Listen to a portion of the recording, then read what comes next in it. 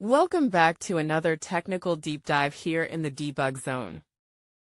Today, we're tackling a big question and breaking it down with insights from other users. Hopefully this clears up some misconceptions and helps you get the answer you need. So buckle up, stay a little curious, and let's jump right in.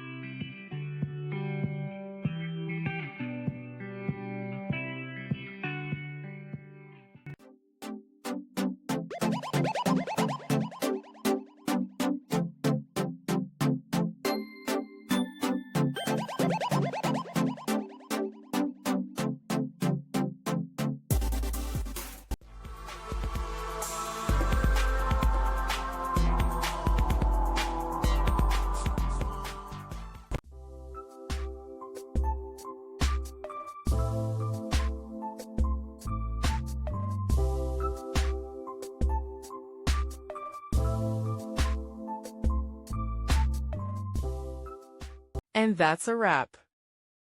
I hope you found the answer you were looking for. If you did, take a second to hit that subscribe button. It really helps out.